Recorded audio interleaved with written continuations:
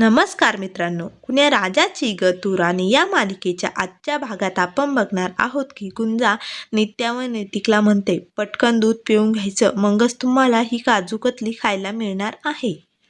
त्यावर नित्या व नैतिक म्हणतात, आम्हाला दूध प्यायचं नाही, आम्हाला फक्त काजू कतलीच खायची आहे. तर लगेच गुंजा म्हणते, दूध प्यायचं नाही, मग चेटकिनीला बोलवावं लागेल. आणि लगेच डोळे मोठे करून चेटकिनीचं सोंग आणते. तर नित्या व नैतिक दोघेही खूप घाबरतात आणि म्हणतात, नाही, आम्ही दूध पितोय पितोय व लगेच गुंजा तिथून जाते. तर नित्या ही गुंजाकडे बघत असते. तर लगेच नैतिक म्हणतो, या गुंजाला आहे ना धडा शिकवावाच लागेल, आपल्याला घाबरवते ना चेटकीन बनून, मी आता हिला धडा शिकवणारच आहे. तर लगेच नित्या म्हणते, अरे पण तू काय करणार आहे. तर नैतिक म्हणतो, तू बघतच राहा. तर गुंजा त्यांचे हे बोलणे ऐकते. तर गुंजा म्हणते, आवरा पटकन, सांगितलं ना पटापट दूध पिऊन घ्या. तेवढ्यात मधू तिथे येते आणि आज मुलं एवढी कशी शांत बसली. तर लगेच गुंजा म्हणते, अहो आई, त्यांना काजू कतली खायची आहे, परंतु हे दूध संपल्यानंतरच मिळणार आहे म्हणून शांत बसले ते. तर मधू म्हणते, हो का, परंतु कविता कुठे गेली, सकाळपासून दिसत नाही. तर गुंजा म्हणते, सुबोध दादा आणि त्या बाहेर गेलेल्या आहेत, साहेबांचा डब्बा विसरला होता ना, काहीतरी डेट बोलत होत्या. तर इकडे ऑफिसमध्ये कबीरला त्या गुंडाचा फोन आलेला असतो. तर तो आर्टिकल मागे घे अशी धमकी देत असतो. तर कबीर म्हणतो, ए धमकी कुणाला देतोय, घाबरणार नाही मी, तू काल सांगितलंय ना तुला, आणि मी पत्रकार आहे, पत्रकारी माझा धर्म आहे, तो मी विकणार नाही. तर लगेच उमेश म्हणतो, बिरादर काय झालंय, ठीक आहे ना सर्व. तर कबीर म्हणतो, हो सर्व काही ठीक आहे. तेवढ्यात सुबोध व कविता येते. तर सुबोध म्हणतो, हा घे डबा. तर कबीर रागाच्या भरात म्हणतो, ठेव खाली. तर सुबोध म्हणतो, अरे मी डब्यावाला नाहीये, तुझा भाऊ आहे. तर लगेच तो सुबोधला बघून म्हणतो, अरे बापरे, म्हणजे तुम्ही आलात डबे घेऊन. तर उमेश म्हणतो, मग बिरादर कसे आहात वहिनी. तर लगेच सर्वजण चहा पिण्यासाठी बसतात. तर सुबोध म्हणतो, हे बघ, मी माझं ऑफिसचं सगळं काम टाकून इथे आलं बरं का, त्यामुळे तुला माझं सगळं काही ऐकावंच लागेल. तर कविता म्हणते, हो भाऊजी. त्यावर सुबोध म्हणतो, आम्ही बघतोय हल्ली तू खूप प्रेशरमध्ये राहतोय. तर इकडे रेशीमही मृण्मयीला भेटण्यासाठी कॉलेजमध्ये गेलेली असते. तर लगेच रेशीम म्हणते, मृण्मयी तुझं बरोबर आहे, हल्ली कबीर काहीतरी वेगळाच वागतोय. तर मृण्मयी म्हणते, वेगळा नाही, जेव्हापासून तो डोंगरवाडीवरून आलाय ना तेव्हापासून विचित्रच वागतोय. तर रेशीम म्हणते, अगं पण हल्ली घडतंयच तसं विचित्र, बघ ना तू. तर मृण्मयी म्हणते, हे सर्व त्या गुंजामुळे. तर रेशीम म्हणते, मलाही आधी असंच वाटत होतं, पण तसं काही नाहीये ग, गुंजाने हल्ली खूप काही केलंय आमच्या घरच्यांसाठी. बहुतेक कबीरला लग्नाचे पैसे जमवण्याचं टेन्शन असेल. तर इकडे कबीरला सुबोध व कविता सांगतात, तू आधी पण अनरोमॅन्टिकच होता, परंतु तुझ्या डोळ्यात असं काही दिसत नव्हतं, पण आता तुझ्या डोळ्यात वेगळंच काहीतरी दिसतंय. तर लगेच कविता म्हणते, भाऊजी ऐकताय ना. तर कबीर म्हणतो, हो ऐकतोय. तर सुबोध म्हणतो, आम्ही ठरवलंय तुम्हाला कुठेतरी डेटवरती पाठवायचे. पण कबीर म्हणतो, नाही, हे शक्यच नाही, माझी इथे बातमी करायची. तर इकडे रेशीम मृण्मयीला म्हणते, अगं काका काकूंची खूपच स्वप्न आहे तुमच्या लग्नाबद्दल, त्यामुळे तुम्ही असं कोर्ट मॅरेज नाही करू शकत, परंतु आम्ही एक प्लॅन केलेला आहे डेटवरती जाण्याचा. तर मृण्मयी म्हणते, काय बोलतेस अगं, पण आता काय मूड आहे का, आणि तुझा भाऊ येणार आहे का कबीर. त्यावर रेशीम म्हणते, मला माहिती आहे माझा भाऊ कसा आहे. तर लगेच मृण्मयी म्हणते, अगं बहिणीचा भाऊ वेगळा आणि एका प्रेयसीचा कबीर वेगळाच आहे, खूप रागीट झालेला आहे कबीर. तर लगेच मृण्मयीला कबीरचे मागचे सर्व बोललेले काही आठवते.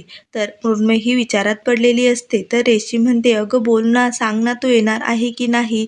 तर मृण्मयी म्हणते, परंतु कबीरला कोण तयार करेल. तर लगेच रेशीम म्हणते, तू त्याची काळजी करू नको, तुझा होकार आहे ना. तर मृण्मयी म्हणते, हो. तर इकडे कबीर म्हणतो की मला खूप काम आहे. तर लगेच कविता म्हणते, भाऊजी तुम्ही गेले तर काय बातमी घडायची बंद राहणार आहे का. तर सुबोध म्हणतो, तू गप्प बैस, तुला कुठेही जायची गरज नाही, आम्ही सगळं प्लॅन घरातच केलेला आहे, आम्ही सर्वजण नाटक बघायला जाणार आहे, आम्ही तिथे मृण्मयीला बोलावलेलं आहे. तर कबीर म्हणतो, परंतु हे मृण्मयीला कोण सांगणार. तर कविता म्हणते, तिचा होकार आलेला आहे, आम्ही तिच्याकडे रेशीमला पाठवलेला आहे, त्यामुळे तुम्ही घरी जाताना तिच्यासाठी एक मस्त गजरा घेऊन जा, आणि 8 वाजता लक्षात ठेवा बरं का भाऊजी. लवकर घरी या, मृण्मयी तुमची वाट बघत असेल. 8 वाजता आम्ही निघतो आता. तर लगेच सुबोध म्हणतो, चल येतो आम्ही, आधी पोटोबा करून घे आणि मग डेटोबा कर. तर लगेच कविता व सुबोध दोघेही तिथून निघतात. तर कबीर म्हणतो, आता डेटवर. तर इकडे मधू ही वहिनीला विचारते, अहो वहिनी, ही डेटवर जायचं म्हणजे काय? तर लगेच काकू म्हणतात, अगं डेट म्हणजे तारीख. आधी मलाही असंच वाटत होतं, परंतु मला आता रेशीमने सांगितलं की 2 तरुण जोडपी एकत्र भेटतात, गप्पा मारतात, मस्त फिरायला जातात, त्याला डेटवर म्हणतात. तर लगेच मधू म्हणते, अहो वहिनी, आपल्या मृण्मयीला व कबीरला पण अशा डेटची गरज आहे, कारण एवढ्यात खूप ताणतणाव घडतोय ना दोघांमध्ये. तर लगेच काकू म्हणतात, हो, आणि त्यात ती गुंजा. तर लगेच मधू म्हणते, अहो वहिनी. तर लगेच काकू म्हणतात, अगं पण असं बरोबर वाटतं का गं लग्नाआधी त्यांना एकटं सोडायचं? तर लगेच मधू म्हणते, अहो वहिनी, आता काळ वेळ बदलली आणि आपला आपल्या मुलांवरती विश्वास आहे की नाही? मग आपल्यांना पण असं कधी कधी एकटं राहावंसं वाटतं ना, मग त्यामुळे आपणच त्यांना समजून घेतलं पाहिजे. तर गुंजा म्हणते, किती चांगले विचार आहे आईचे, अशी सासू सर्वांना मिळायला पाहिजे. आणि लगेच म्हणते, गुंजा कसला विचार करते हा सोड. तर लगेच बाबा म्हणतात, चला सर्वांना नाटकाला जायचंय ना, परंतु गुंजा नाही येऊ शकत, तिला क्लासला जायचं आहे. मी तिची सगळी सोय केलेली आहे, इतिहासाचा क्लास आहे. तर काकू म्हणतात, इतिहासाच्या क्लासला जायची आणि स्वतःचाच इतिहास घडवायची, तिकडेच हरवेल कुठेतरी. तर बाबा म्हणतात, नाही, तसं काहीच होणार नाही, मी रिक्षा बघून दिली तिला. तर लगेच मधू म्हणते, जपून जाग बाई गुंजा, व्यवस्थित. तर लगेच काकू म्हणतात, मधू, किती काळजी करशील या गुंजाची? तर लगेच गुंजा म्हणते, हो आई, एक ना एक दिवस या पिल्लाला तुमच्या घरातून घरटं सोडून जावंच लागेल. तर लगेच काकू म्हणतात, हो पिल्ला, जा आता जेवण वाढ, चल. तर इकडे उमेश व कबीर दोघेही जेवायला बसलेले असतात. तर कबीर म्हणतो, वा वा वा, काय मस्त भाजी आहे तुझ्या घरची, एकदम छान. मला ना ते प्याज व लसूण खाऊन खाऊन कंटाळा आलाय. काय मसाला आहे तुझ्या घरचा, मला खूपच आवडला.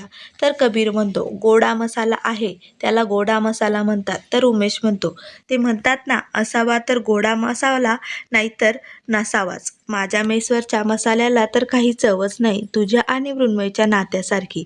तर कबीर म्हणतो, आलास का उकरून काढायला तिथेच?